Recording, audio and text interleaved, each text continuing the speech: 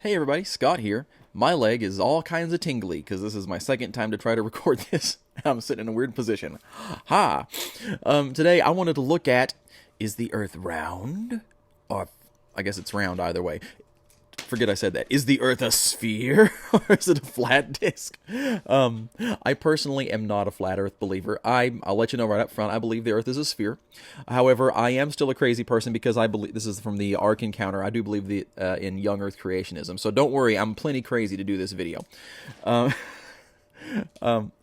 I wanted to do is I just wanted to examine one of the flat Earth arguments. I think that the flat Earth theory is neat. It's interesting. I would love to find an argument that was really compelling, because conspiracy theories are fun. That's why they're fun, and occasionally they are true. Like a MK Ultra, that's a real thing. The idea of talking about and thinking about conspiracy theories, it does not make you crazy. Being crazy makes you crazy. Everyone should believe. You should know there are such things as conspiracies. It's a real word. It describes a real thing when people conspire. That is a conspiracy, and to have theories about them is to be a conspiracy theorist. Sure, some of them are way far out there, and some of them are a lot more, down to earth. But the fact is, some of the things that you believe are wrong, and some of the things that I believe are wrong. The trouble is, you can't tell very easily which things that you believe are the wrong ones. Because if you could, you wouldn't believe them, and you believe something else, and then you would think that was right.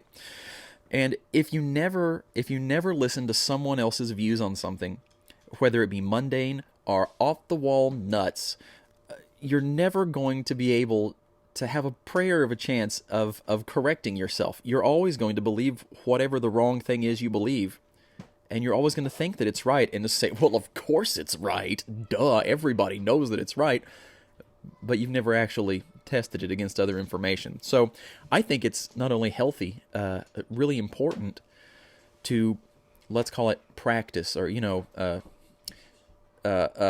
sharpen your wit, let's say, on these, more fun conspiracy theories. So, let's take a look at some of the flat Earth stuff. Some flat Earth theories are very easily bad. I don't want to make fun of flat Earth believers. I belong to a group that gets made fun of. It gets used as a, your dadgum flat earther. It's just like an insult you throw out at someone, whether they believe it or not. So I'm not about that, but I do want to evaluate arguments. And some of the arguments are just obviously bad. Like I saw a person on the internet that had a globe, and they had a little model helicopter, and they were trying to show that I'm going to use my blocks. They were trying to show that the Earth couldn't be round, because they said, well, if you have your Earth and you take off on a helicopter here and you go all the way around the Earth, well, now look at that. Your helicopter would appear upside down, because this is the top of my helicopter. Well, that's a bad argument, because he was trying to disprove a spherical Earth by staying within the flat Earth paradigm. You can't. Within the flat Earth paradigm, sure, down is this way. So you could have if we have our square flat Earth, down is this way, so the helicopter would have to stay upright from that perspective. So then they would be looking, up on the Earth. Sure, but you have to evaluate it according to the sphere Earth paradigm, and the sphere Earth paradigm, down is in toward the center of the Earth, so the helicopter would naturally do, that. So that's a bad argument. That's easy to tell. Some other arguments seem a bit more compelling at first, but when you really start to look at the details and the numbers, it starts to get a little fishy. And that's the one that I want to look at today. I have had the privilege to talk face-to-face with just a very small number of flat Earth believers, or semi-flat Earth believers. And this is one argument that has come up that I've found very interesting, but I have not found compelling. And that is the argument that bridge makers, railway engineers, subway engineers do not factor in the curvature of the Earth when they're laying tracks. And these structures can be quite long, and of course, if the Earth is a curve, then you wouldn't make a completely flat structure, because at some point it would start sticking up over the edge of the Earth. That sounds kind of reasonable at first, but my thought is that everything is made of segments. Nothing is made of one solid 100-mile long piece. Everything is made of segments, and that everywhere that two segments join, there's a certain amount of tolerance, acceptable difference, margin for error, and that these amounts of tolerance there, the little differences, would be plenty to account for the curvature of the Earth. A friend that I was talking to, he said no, he was quite certain that if you have two pieces butting together, let me use my blocks. If you have two pieces butting together, that they have to butt exactly together, and that really, if they were turning, that they would, you would see some type of gap in there. So we ended. I was just unable to come to a resolution on it. I said, look, we'll just have to find actual numbers, because each of us is picturing something different in our heads, so we need the actual numbers. So that's what I did. And feel free to check my math on this, because I did this while my kids were asking me to help them with markers and art supplies. But I think this should all be good. Okay, here we go. So yeah, the argument that bridge builders and railway engineers don't take into account the curvature of the Earth. So we need to get a few pieces of information. First, we need to know the length of a section of rail. I'm going to go with train tracks, since that was the easiest information for me to find, but you could do the same thing with anything. So the longest track that I could find was 397 feet, or rail section, the metal pieces of the track the train goes on that they fit together. The longest one that I could find was 397 feet. But then I found an article that talked about how these sections are welded together into quarter-mile long segments, and then they're transported on special train cars to their site. As a side note, that's super impressive to transport a quarter-mile long anything. But that actually works out really good for our math, because that means however many miles we need to cross, we can just multiply that by 4, and that will give us our number of railway segments. Then we also will need to know the curvature of the Earth, because we're going to need to get these numbers. And the circumference of the Earth is 24,901 miles, apparently. So let's make our train track go a quarter of the way around the Earth. That'll give us a good 90-degree wedge, so that our first piece of train track, if it was laid at this angle, our last piece of train track would be 90 degrees to it. That should give us plenty to either validate or invalidate this theory. So if we only had two pieces, our two pieces would be at a 90-degree angle, which would be really significant if you were on that train trying to ride it. And if this was necessary, then of course it would completely prove that the Earth was flat. But of course we're not going to have two pieces, we're going to have more than that.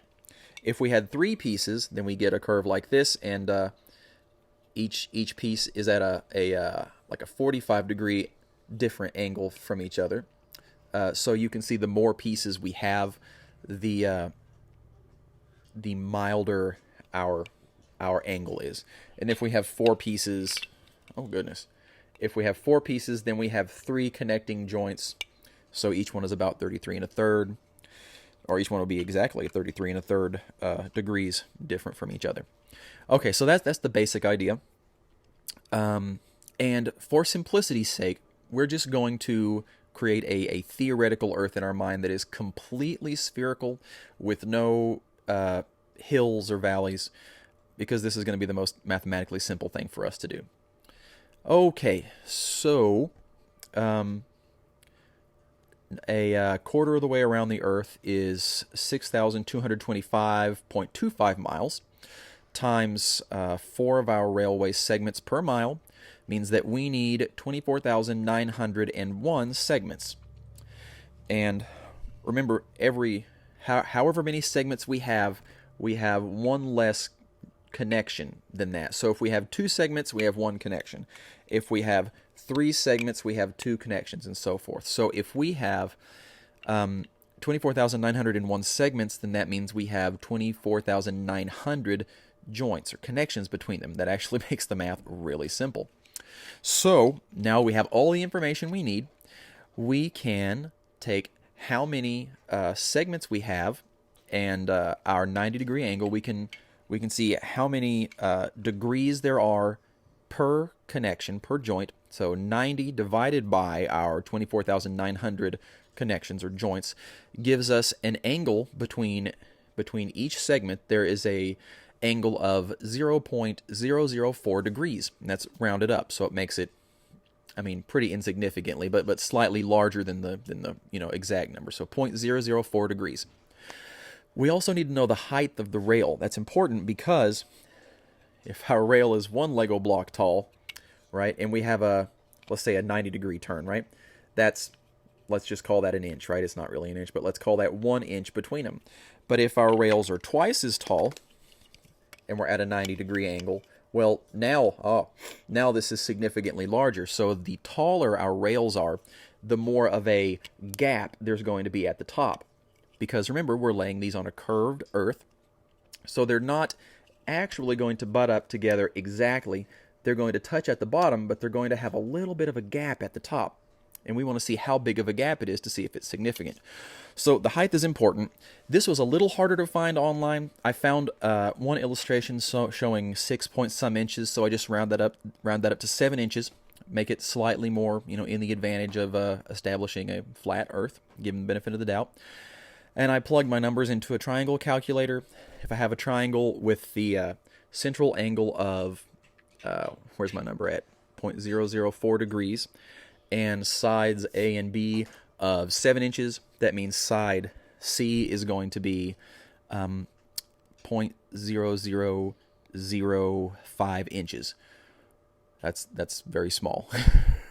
But I thought, I don't know if that's actually the longest or the tallest that rails get. So what if I just made one that's pretty big, like a foot tall? That seems pretty big to me. So if it's 12 inches tall, plug that into the triangle calculator. 12 inches, angle of 0.004. Then side C, the gap at the top between our two pieces would be 0.0008 inches. So we've expanded it slightly, but it's still absolutely tiny. It's so small. If you want to know what would fit between that gap, I looked this up too. Take an average human hair, one human hair, and here you go. I'm very hairy. We can use one of mine. Take the average human hair and then slice it down the length of it into 5 equal pieces, and then one of those pieces will fit in the gap. That is a ridiculously tiny gap. But I thought, maybe I should scale this up even more. I don't know how tall train tracks can get. What if I make one that's 10 feet tall? So if our train track is 10 feet tall, there cannot be a 10-foot tall railroad track. It just cannot exist. This should definitely cover us. So if it's 10 feet tall, plug that into the triangle calculator. The gap at the top is, where are my numbers? It's 0.008 inches, 8 thousandths of an inch, which would give us which the gap is now big enough for 2 human hairs to fit side by side in. Which, while still absolutely tiny, is an actual gap. Our best case scenario, with rail segments 1/4 of a mile long and 10 feet tall, in this scenario, we only need a margin for error in the fitting together of pieces of the equivalent width of 2 human hairs to make it feasible for railway engineers to not need to take into account the curvature of the earth. So I thought, I better look at actual pictures of the connections of these rails to see if, are they like, laser precision together, or is there enough, wiggle room? So in case you're wondering, here's a picture of the connection of 2 rails. And yeah, I would say a couple of human hairs would fit in there pretty easily. So as it turns out, railway engineers, subway engineers would not need to factor in the curvature of the earth, because there is plenty of a tolerance between the connecting pieces. The same would be true if you were making a long bridge or anything. Everything is made of pieces, and we have to leave a little bit of room for expansion and contraction of heat. So No, I'm sorry that there may be another argument, and if you are a flat Earth believer and you have a really compelling argument, let me know because I would love to look at it, and I will look at it fairly. I'm not gonna laugh at it or just brush it to the side. I would like to know. Go ahead and put it in the comments. And if I did my math wrong, let me know that too. Just know that I have a plausible excuse that my kids were bugging me, and that's what I'm gonna stand by if I made a mistake to save face a little bit. Okay, well that's it for today. If you want to see some more of these kind of fun videos, I thought it was fun. Let me know in the comments, and I will see you next time. Trying to think of a good tagline for the end of these. Keep your mind open, but not so much that it falls out.